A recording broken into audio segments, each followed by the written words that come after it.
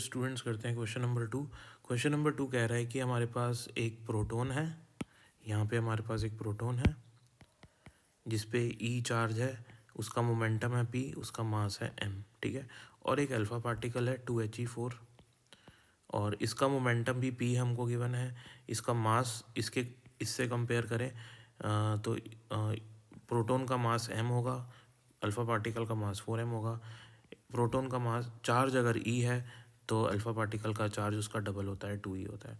तो दोनों same momentum से इस मैग्नेटिक फील्ड रीजन में एंटर करते हैं और ये सेम मैग्नेटिक फील्ड है दोनों के लिए, ठीक है। तो क्वेश्चन बोल रहा है कि कौन सा चार्ज पार्टिकल ज़्यादा कर्व फॉलो करता है, ठीक है। तो मेरे को पता है कि जब भी कोई चार्ज पार्टिकल मैग्नेटिक फील्ड में एंटर करेगा तो उसकी जो रेडियस होती है वो होती है mv/qb। रेडियस कहाँ से है, क्योंकि जब भी चार्ज पार्टिकल मैग्नेटिक फील्ड में एंटर करने वाला है तो वो कुछ सर्कुलर ट्रेजेक्ट्री फॉलो करता है। उस सर्कुलर ट्रेजेक्ट्री की जो रेडियस होती है वो mv/qb होती है। अब mv तो हमारा p है और qb एज इट इज़ लिख देते हैं। अब हमको पता है, क्वेश्चन ने हमको बताया हुआ है कि दोनों का जो मोमेंटम है ना, दोनों का मोमेंटम है ना वो सेम है। इसका मोमेंटम p है, इसका मोमेंटम p है, तो p तो मेरा हो गया कांस्टेंट, ठीक है। अब दोनों सेम मैग्नेटिक फील्ड में एंटर कर रहे हैं तो b भी मेरा कांस्टेंट हो गया। तो इसका मतलब r जो है वो q के इन्वर्सली प्रोपोर्शनल है, मतलब जिसका चार्ज ज़्यादा उसकी रेडियस कम होगी, ठीक है ना। वो ऐसा सर्कल बनाएगा जिसकी रेडियस कम हो।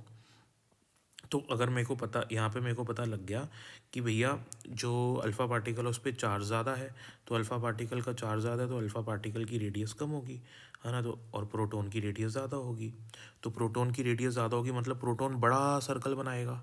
तो अगर प्रोटॉन बड़ा सर्कल बनाएगा तो मेरे को एक बात बताओ कि अगर सर्कल बड़ा बनाएगा तो कर्व कम आएगा उसमें, क्योंकि जितना बड़ा सर्कल होगा उसमें कर्व कम आएगा और जितना छोटा सर्कल होगा उसमें कर्व ज़्यादा आएगा, ठीक है। तो छोटा कर्व कौन बनाने वाला है, अगर मैं इसकी ट्रेजेक्ट्री बनाऊं तो अल्फ़ा पार्टिकल, ये प्रोटॉन का सर्कल बड़ा बनेगा तो रेडियस भी बहुत बड़ी है, सर्कल भी बहुत बड़ा है।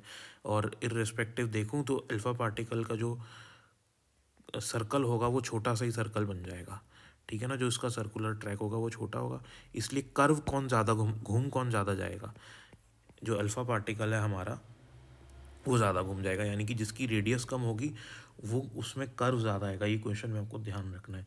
तो इसलिए हमारा बी ऑप्शन सही हो जाएगा, जो कह रहा है कि alpha particle more curve form करेगा as compare to proton. Thank you for watching.